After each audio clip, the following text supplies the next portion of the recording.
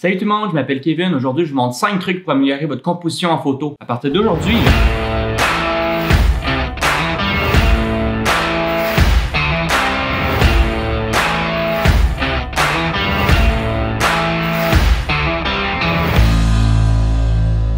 alors aujourd'hui, je vous partage mes 5 trucs préférés à ce qui a trait à la composition. D'emblée, je tiens à souligner mes mots préférés parce que ce sont mes préférences ou mes goûts personnels. Sinon, les grandes théories et les grands concepts qu'on apprend dans les livres et dans les cours de photo qui essaient de vous enseigner à obtenir une photo qui est techniquement parfaite au niveau de la composition.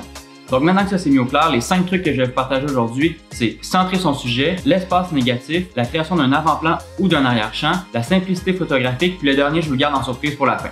Donc on y va, premier truc, centrer son sujet. Le concept est assez simple à comprendre, il s'agit de centrer notre sujet sur l'axe horizontal ou l'axe vertical. L'objectif étant d'essayer de créer une symétrie pour que tout pointe vers notre sujet. Dit comme ça a l'air facile, mais la twist, c'est qu'il ne s'agit pas juste de centrer notre sujet par rapport à notre cadrage. Il faut aussi essayer de le centrer par rapport à son environnement pour que celui-ci a l'air au centre de ce qui l'entoure. On peut accentuer cet effet-là en jouant avec les points de fuite pour vraiment que notre regard soit attiré vers le centre de la photo. Donc maintenant qu'on sait comment centrer notre sujet et comment ça affecte notre photo, on va parler d'espace négatif. Donc l'idée derrière l'espace négatif, c'est d'intentionnellement créer un espace vide dans notre photo puis que notre sujet occupe une petite proportion du cadre. J'adore utiliser cette technique-là parce qu'en laissant autant d'espace vide dans notre photo, ça attire directement l'œil vers notre sujet puis ça montre à quel point il est petit dans l'environnement qui l'entoure. À mon avis, cet effet-là est super réussi quand on a un beau ciel à mettre en valeur ou qu'on est vraiment capable de venir présenter notre sujet par rapport à son environnement. Ensuite, prochain point, la création d'avant-plan et d'arrière-plan.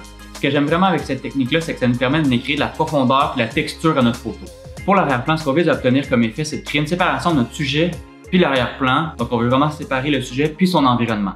Par exemple, en prenant notre photo avec la plus grande ouverture possible, on va vraiment être capable d'isoler notre sujet de son arrière-plan puis de venir créer un effet de flou. Souvent, ce que ça vient faire, c'est que ça vient enlever tous les détails de notre arrière-plan puis ça attire notre attention uniquement sur notre sujet principal. On peut aussi faire le contraire en créant un avant-plan. Il y a principalement 2 façons d'obtenir cet effet-là. Donc la première façon étant en plaçant un objet quelconque devant votre objectif. Ça peut vraiment être n'importe quoi, je ne commencerai pas à énumérer tous les objets que vous pouvez utiliser, mais pratiquement n'importe quoi que vous pouvez placer devant votre objectif pour masquer une partie du cadre. Puis aussi ce qu'on peut faire, c'est ma technique préférée, c'est d'essayer de trouver un cadrage naturel pour votre sujet. C'est-à-dire se placer entre 2 arbres, se placer en dessous d'un pont, juste se promener autour de notre sujet, explorer l'environnement un peu pour essayer de trouver quelque chose qui va venir vraiment encadrer naturellement le sujet. Ensuite, c'est vraiment un choix personnel si on veut prendre notre photo avec une grande ouverture, une petite ouverture pour pouvoir voir cet avant-plan-là flou ou net. Vient ensuite la simplicité photographique, qu'on pourrait aussi appeler le minimalisme. Donc ce qu'on peut faire ici, comme vous l'avez probablement deviné, c'est éliminer toutes les sources de distraction et tous les éléments qui sont non nécessaires à la photo. Selon moi, c'est vraiment le concept le plus facile à comprendre, mais le plus difficile à mettre en exécution. Parce qu'en pratique, ce que ça représente, c'est qu'on doit souvent se promener autour de notre sujet pour essayer de repenser notre composition parce que la plupart du temps, ces distractions-là, on ne peut pas vraiment les retirer physiquement.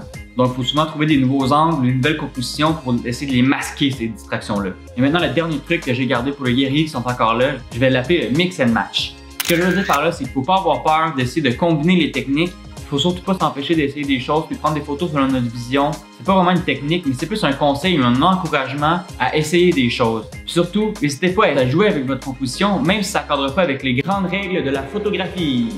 J'ai moi-même appris la photo de façon un peu autodidacte, en faisant de l'essai-erreur. Il faut faire vraiment que les règles sont là pour être brisées, puis que c'est important de faire ce qu'on aime, de la façon qui nous plaît, puis non par rapport à ce que les autres vont en penser. Puis sur ces belles paroles, si vous avez aimé la vidéo, n'oubliez pas de vous abonner, suivez-moi sur Instagram, puis d'ici là, je vous dis à la prochaine!